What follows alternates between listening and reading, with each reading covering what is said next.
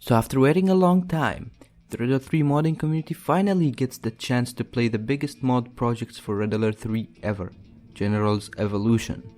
General's Evolution is a Red Alert 3 mod that recreates Command & Conquer 0 Hour in Red Alert 3 engine.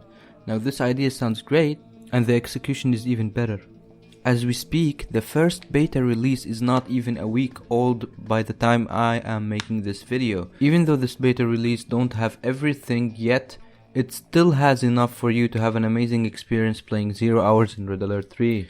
Starting off with the models, all the models are perfectly recreated at a high resolution. The animation of the units and the visual effects are visually pleasing to the eye, and the mechanics are very similar to the ones in General that it feels like you're playing a better version of Generals instead of an actual mod.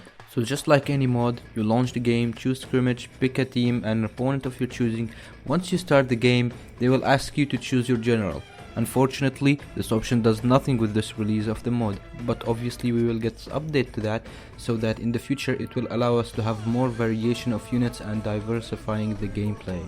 The building system is the only thing that is not recreated from Generals, where you build structures like the Soviets in Red Alert 3, except for the GLA that has a system like the Rising Sun. A worker comes out from the command center and build whatever building you have purchased. The other teams have limited area where they can build on, and they can expand using outpost vehicles you can buy from the war factory. It seems like it's subjected to change because in the description of the command centers of the US and the Chinese team says that it can produce bulldozers that can build structures. We can only hope that the 0 Hour building system can be implemented into the Red Alert 3 engine. The infantry is well modeled and animated. We still don't have all the units yet, but anything that is part of the mod is literally perfectly recreated into the game. However, the tanks are more interesting. Most of them exist in the mod and they have the best animation, and the attention to details in these models is the best I have ever seen in a mod. The visual effects such as explosions coming from the tanks, toxins or fire is insanely good looking. The same goes for the super weapon, where the visuals are so good that you want to stop whatever you are doing and have a look at it destructing the enemy's base. The secret protocol system is well created into the game. Just like in 0 Hours, you can unlock units and abilities that can give you advantage in your combat. The supply centers for all factions is pretty similar. They all have trucks that collect money for you, so there are no workers who collect money for you or nor a helicopter. My criticism over the supply centers is that they produce very little money, and that means you run out of money in less than the first 2 minutes of the game if you don't manage to get the oil derricks and the supply centers surrounding you as soon as you can.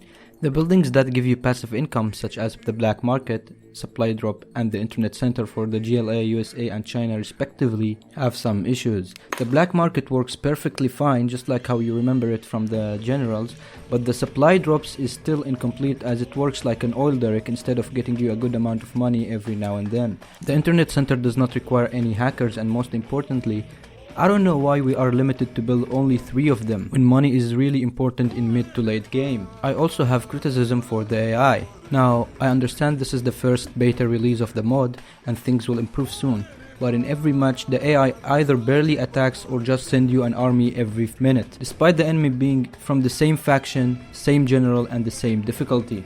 But honestly, I still enjoyed every moment of this mod. In conclusion, looking at this as the first beta release, it means that there are a lot of things that are potentially going to change or get even better. I hope this mod gives us even a better experience than the one we got in this release. I really appreciate the developers' effort throughout the years to make this mod comes to life. If you didn't already notice, I really enjoy the mods where the modders recreate the older games in the sequel's game engine.